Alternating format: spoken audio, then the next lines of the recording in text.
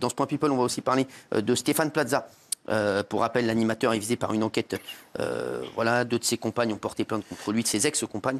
Depuis, l'animateur se fait plutôt discret concernant cette affaire, mais ses proches, eux, n'hésitent pas à prendre la parole. Après Karine Le Marchand, c'est l'humoriste et comédien Jean-Philippe Janssen qui s'est exprimé. C'était chez Jordan Deluxe, sur C8. Jordan Deluxe, bien sûr. Qui est toujours là, faire parler les people. Vous l'avez fait, vous, Jordan? Moi, je l'ai fait plusieurs fois. Exactement. Et je pleure à chaque fois. C'est vrai, vous pleurez à chaque fois? C'est comme le psy, quoi. En fait. C'est Jordan qui vous fait pleurer? Non, mais c'est vrai, il sait tirer les verres du nez, mais avec douceur. C'est vrai. Guillaume, il va y aller, non? Il est toujours... Moi, je l'ai fait, ouais, ça va passer bientôt. Il m'a fait dire que des dingueries. Non, c'est pas vrai. Vraiment, mais il est très très fort. Très fort. Vraiment. Ouais. Ouais. Il vous fait parler de trucs dont vous parlez nulle part ailleurs. Parce qu'on est persuadé que personne ne va vous regarder. Exactement. Ça sent libre, c'est vrai.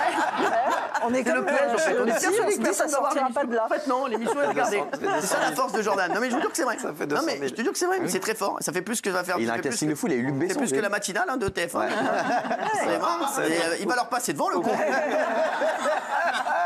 Alors là, vous le voyez, là, il est très bronzé. Il revient de vacances, là. Allez, c'est bon. Merci. Je connais Stéphane, je le connais très bien. Il est très affecté par tout ça parce que c'est tellement soudain, ça tombe d'un coup. Vous l'avez eu quand la dernière fois, Jean-Philippe? La semaine dernière, pour mon anniversaire, pour me faire plaisir. Malgré le regard des autres, malgré tout ce qui se passe pour lui. Donc il est là pour moi, je suis là pour lui. Il a été là dans des moments très durs de ma vie, Stéphane. Donc c'est à moi de lui montrer que je suis là aussi pour lui. Et puis c'est pas le monstre qu'on essaie de vous vendre parce qu'il n'est pas du tout ça. Donc ça fait mal. Il a... Jean-Philippe Janssen, il était ému, là. Il était ému. Il a fleur de peau, là. Ouais, il a fleur de peau, Donc, Maëlle, vous pouvez nous rappeler de quoi Stéphane Plaza est accusé? Il y a eu une enquête interne à d'M6 qui l'a complètement... pour l'instant, ils disent que M6, il n'y a eu aucun problème. Il y a 2 choses. Il y a le volet interne. M6, en effet, a blanchi, entre guillemets, Stéphane Plaza en disant qu'en dehors de comportements parfois un peu lourds, de blagues un peu potaches, il n'y avait rien de grave et il n'y avait rien qui constituait un motif de licenciement. En revanche, il y a une enquête judiciaire qui est en cours. Là, l'enquête en est au stade préalable. Après la plainte de 2 ex-compagnes qui l'accusent de violence conjugale. Il y en avait 3 jeunes femmes qui avaient parlé à Mediapart et 2 d'entre elles ont décidé de porter plainte. Alors, il continue de tourner des émissions pour M6, bien sûr.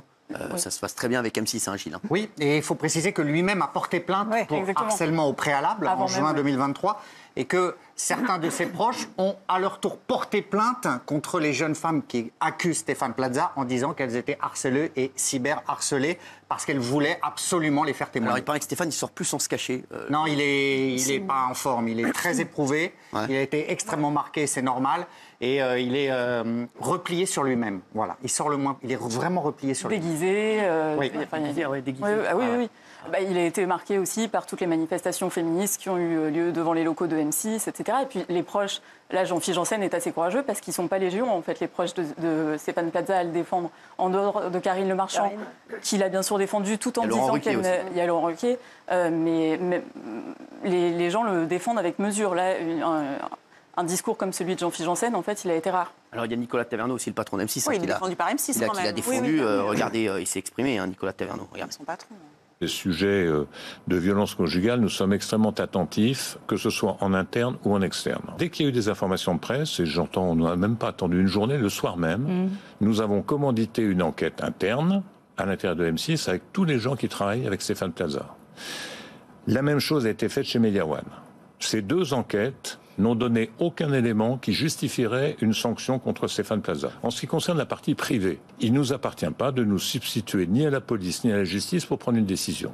Nous n'avons pas trouvé dans l'enquête interne de quoi le suspendre de l'antenne et nous attendons les décisions qui auront été prises par la police et la justice en ce qui le concerne. Oui. Non, il a raison sur les faits. C'est vrai que d'autres chaînes avec les mêmes enquêtes auraient choisi de le mettre de côté. Et je trouve que c'est très fort, c'est un geste fort de la part d'M6 de l'avoir maintenu à l'antenne. Et mine de rien, ça va avoir des conséquences sur sa carrière à suivre. Il n'y a pas de stop à l'antenne pour lui, donc c'est courageux. C'est parfait, il n'y a rien à dire. Enfin, tous les mots sont pesés. La justice va juger, mais nous, en interne, dit-il, ils ont quand même interviewé des dizaines de personnes. Ils ont bossé, ils ont travaillé, ils n'ont rien trouvé, donc ils le maintiennent. Confiance. Voilà. Là, ça en est où, là? L'enquête se poursuit, les gens vont être auditionnés. Et ce que je voulais ajouter sur Stéphane Plaza, c'est vrai que il a contre-attaqué sur le plan judiciaire, mais l'homme, moi j'ai eu un contact avec son entourage très proche, l'homme est extrêmement marqué. C'est normal, hein, parce qu'il est accusé, mais il est défait. Il ne faut pas croire que sa contre-attaque veut dire qu'il s'en fout, qu'il est persuadé de gagner. Non, il est persuadé de gagner, mais il est extrêmement marqué, il faut le dire, extrêmement secoué par tout ça. Florent Pagny, le chanteur, a été élu deuxième personnalité préférée des Français. Il a réagi à ce titre et on a profité pour donner des nouvelles de sa maladie. Allez-y, hein, continue à parler tranquille là-bas, pas de problème. Hein, il dit, bah, prenez un café, hein, vous emmerdez pas. Hein, vas-y, regardez. Les enfants.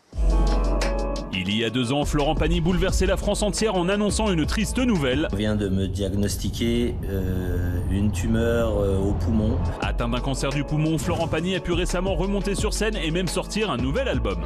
Et jusqu'à bout de force, recours de son écorce.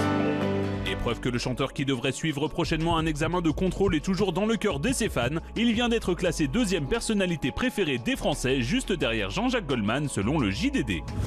Florent Pagny, qui s'est dit ravi d'apprendre la nouvelle, s'est aussi interrogé sur les raisons de sa position dans le classement. Dans une interview accordée au journal du dimanche, il s'est également livré sans langue de bois sur ses projets à venir et sur son cancer. Ce n'est plus moi qui ai les commandes, mais la maladie.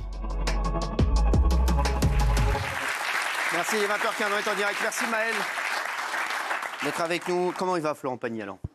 Pour l'instant, il va bien.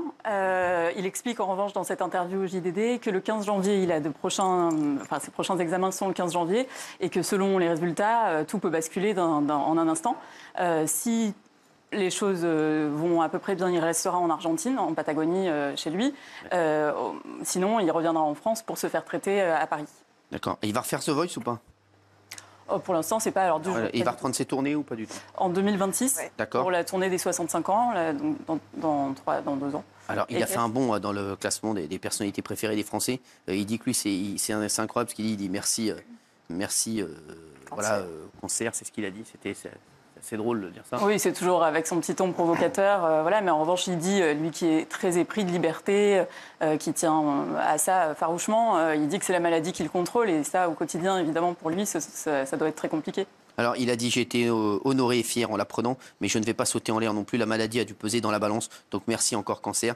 La maladie ne m'a pas empêché de chanter. Bien au contraire, ma voix est même devenue plus claire, car j'utilise moins mes poumons que ma colonne d'air, plus bas dans l'estomac. » Il ajoute « Je ne sais pas si c'est dû à ce que les gens voient de ma maladie, mais je constate que les émotions sont beaucoup plus fortes maintenant dans le public. Certains se lèvent dès que j'entre sur scène, d'autres tombent en larmes, étonnés sûrement de me voir en train de chanter. Ça fait drôle, toutes ces émotions qui se décuplent. Je n'avais jamais connu une telle intensité, je n'étais pas habitué. » Et il explique tous les 3 mois, tout est remis en question. Tous les 2 mois même, puisque je dois aller faire le 15 janvier, comme vous l'avez dit, un nouveau contrôle. Quand bien même je suis habitué à aller mieux, un simple contrôle peut d'un coup rebattre les cartes. Si le 15 janvier les nouvelles ne sont pas bonnes, comme vous l'avez dit, je reste en Argentine jusqu'en avril, sinon retour en France pour réattaquer un traitement en espérant que ça marche. Ce n'est plus moi qui ai les commandes, mais la maladie. Je me suis juste mis une borne dans la tournée des 65 ans. Ce sera en 2026, ça me laisse un peu de temps. Voilà, c'est exactement ce que nous a expliqué Maël. Donc c'est toujours Jean-Jacques Goldman, la personnalité préférée des Français.